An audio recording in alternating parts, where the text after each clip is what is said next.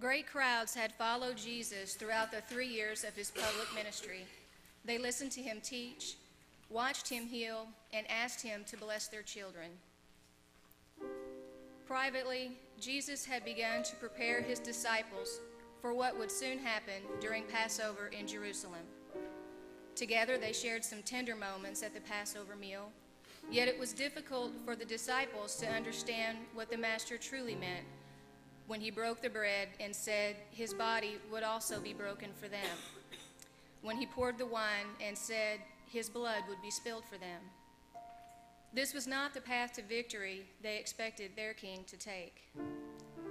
Later that evening, in the Garden of Gethsemane, Jesus was troubled and overwhelmed with sorrow. As their king prayed, surrendering his life to his Father's will, his closest friends slept. Suddenly, a large crowd of soldiers and officials sent by the chief priest arrived to arrest him. They were led by the betrayer Judas, who approached Jesus and kissed him. The king had been identified, but instead of bowing in honor, the soldiers seized him and arrested him. Though Jesus had the power to escape, he surrendered willingly to all that was coming. Throughout the night, Jesus was dragged from one illegal trial to another.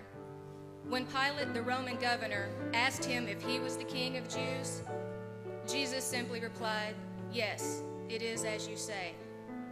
Jesus offered no other defense. In front of Herod, the king again remained silent. Herod and his soldiers put an elegant robe on him and mocked him and sent him back to Pilate. Trying to satisfy the mob that followed Jesus from place to place, Pilate had Jesus beaten. The soldiers twisted together a crown of thorns, and they put a purple robe on him. They pretended to greet him as their king, and then they slapped him and they spat on him. Finally, Pilate brought Jesus out to face the crowd. "Behold the man," he said. But the answer from the crowd was, "Crucify, crucify him, crucify him."